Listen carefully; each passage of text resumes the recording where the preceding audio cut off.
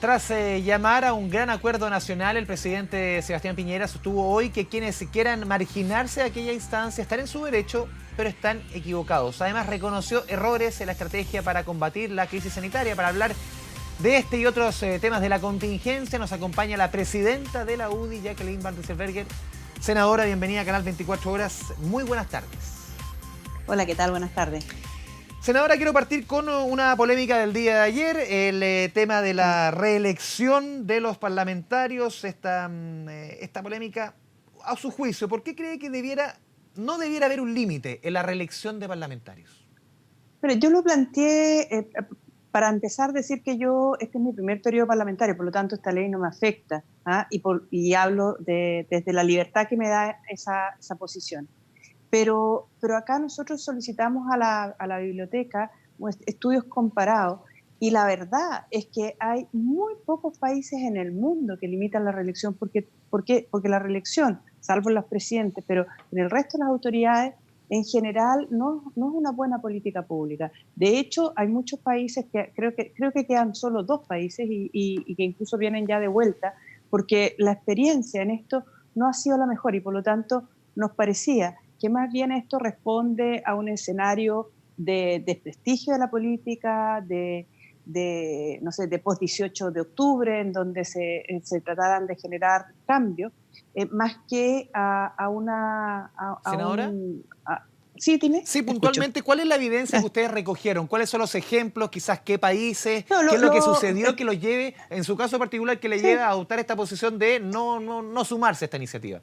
Mira, hay dos cosas. Lo primero, que yo sinceramente creo que la experiencia no es un pecado, sino que por lo contrario es una virtud. Ahora, a mí en lo personal me habría encantado, por ejemplo, que Gabriel Valdés hubiese sido senador en este minuto, con toda la experiencia parlamentaria que él tenía, y creo que habría sido un gran aporte. ¿Ah? Y también es cierto que pueden haber otras personas que más que cultivar experiencia ocupan un espacio. Y es poco el aporte que hacen, pero esas personas normalmente no son reelectas, son posteriormente, pierden sus elecciones. Entonces, creo que acá una democracia que se sustenta en el poder de las elecciones, en el poder ciudadano, tiene las herramientas. Y de hecho, en la última elección parlamentaria, el Parlamento se cambió en cerca de un 60%. Entonces, tampoco es cierto que se mantengan siempre los mismos rostros. A mí me sucede que en la Cámara, por lo menos, hay muchos diputados que ni siquiera reconozco bien, porque ahora más que aumentaron, pero por lo tanto no es cierto que se mantengan siempre los mismos. Hay algunos que se mantienen, y si la gente los elige, bueno, por algo, más allá de su tendencia política, por algo será. Entonces, creo que, por lo tanto, creo que muchas de esta discusión estuvo marcada por justamente por el desprestigio de la política y por falsos Sí. mitos que de repente se generan. Senadora, que justamente quiero ir al punto, insistir en el punto, pero ¿cuáles son los prejuicios? Al final, el perjuicio para el trabajo No, parlamentario de cuáles son los elementos quizás fundamentales, más allá de poner el ejemplo de Gabriel Valdés, ¿cuáles son los elementos que usted cree que pueden restar a la labor parlamentaria el hecho de la reelección? Bueno, primero porque, como te digo, yo creo que la experiencia es un valor. ¿Ya? A mí me pasó en lo personal que yo, cuando llegué al Senado, estaba Andrés Saldívar, y de verdad que él era un aporte, era un aporte en la discusión parlamentaria, en la experiencia que tenía. Además le tocó ser presidente del Senado y lo hizo de verdad extremadamente bien en el espíritu republicano que tenía, y sin embargo perdió su elección. Cuando fue a la reelección, perdió.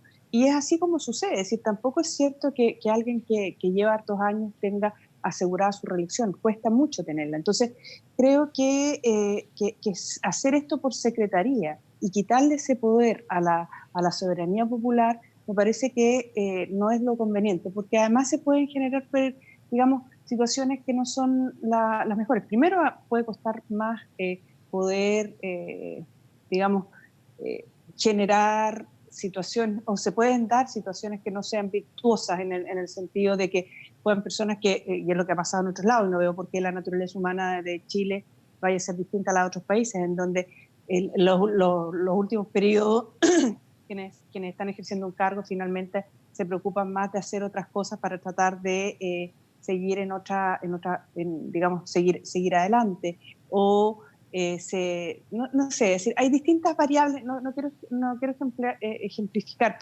pero sí te puedo decir que, por ejemplo, México, que fue un extremo, hoy día ya está viniendo de vuelta en esto, porque efectivamente la experiencia en la práctica no es buena. Y tenemos también experiencias en Chile, como fue el transformar el voto voluntario el voto obligatorio al voto voluntario, que también fue por una presión pública, que también fue porque se decía en ese minuto, mira, si se transforma, la sociedad no puede estar obligando a la gente a Mm. participar. Si nosotros les damos la inscripción automática, la gente se va a volcar a participar.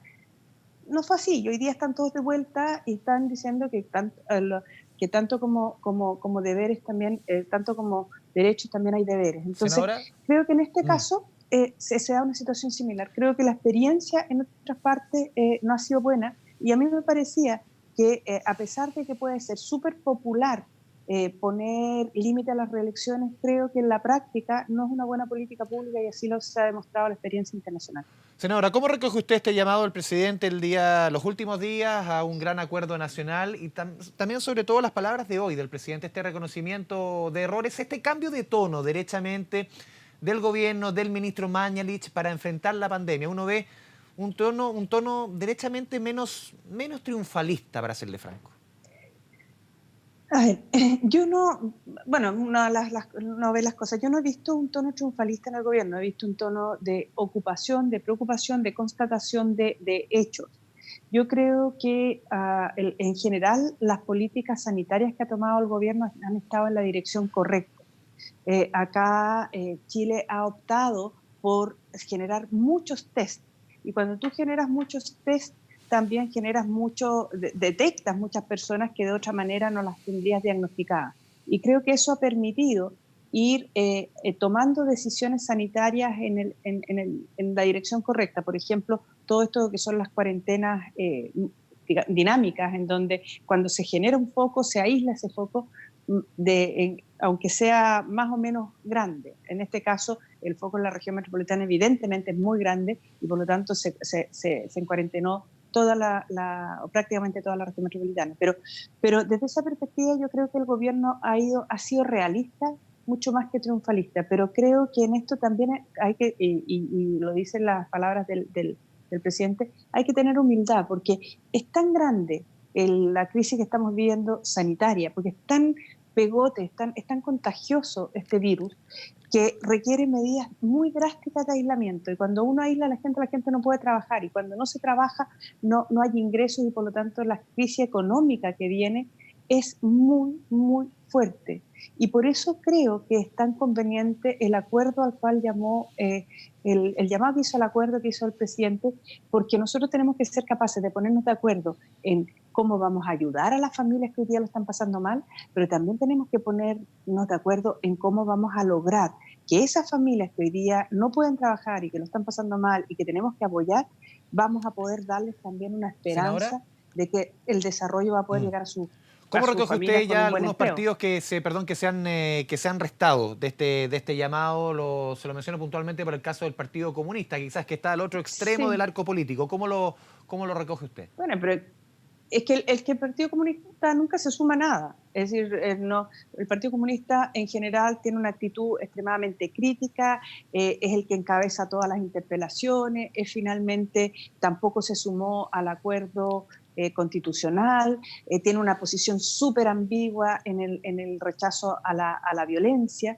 Y por lo tanto a mí no me extraña en absoluto que hoy día tampoco quiera sumarse, porque incluso hoy día ha estado, y hemos visto dirigentes muy cercanos al Partido Comunista incentivando las manifestaciones en distintos sectores, sobre todo de la región metropolitana, poniendo en riesgo la Mm. seguridad de todo el resto que está tratando de mantener medidas de aislamiento social. Entonces, la verdad es que a mí no me extraña, pero tengo el convencimiento de que hay mucha gente, independientemente de su color político, que entiende que esta pandemia solo la vamos a poder superar unidos, y que por lo tanto tenemos la obligación de buscar los puntos de encuentro para ponernos de acuerdo en estas dos cosas, en cómo ayudamos a las familias a pasar este aislamiento social, pero también cómo vamos a ayudarlas para que después puedan tener la posibilidad de un buen empleo que les permita recobrar la Sí. esperanza de tener una calidad de vida relativamente buena. Sí, senadora, porque la crítica del Partido Comunista, claro, a diferencia de los otros partidos de la oposición, no está disponible para subirse a la mesa, pero la crítica es bien parecida. Ayer conversamos con varios presidentes y hoy día también de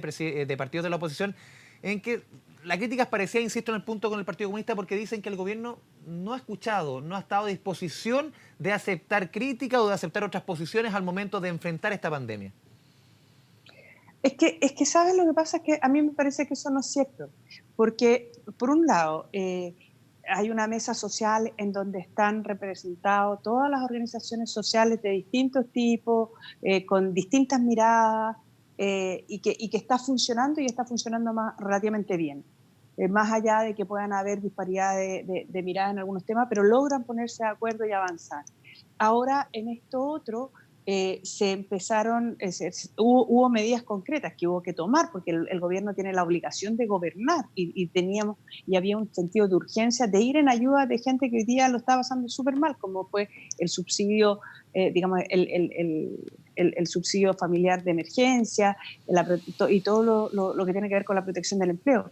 Pero ahora tenemos que ver, como esto se va a alargar más de lo que probablemente todo el mundo tenía pensado, tenemos que ver ya hasta dónde, es decir, cuánto podemos ayudar y por cuánto tiempo y cómo después vamos a ponernos de pie.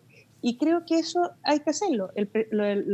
Salieron algunas iniciativas el fin de semana y a mí me parece súper bien que el gobierno Sí. tome el liderazgo y diga, ok, juntémonos todos y veamos dónde están los puntos de encuentro para poder avanzar y no tener que estar en cada proyecto en este tire y encoge que yo creo que no le hace bien a nadie. ¿Mm? Senadora Jacqueline Van Riesenbergher, presidenta de la UDI, muchas gracias por esta conversación con Canal 24 Horas. Muy buenas tardes. Muchas gracias a ustedes. Buenas tardes.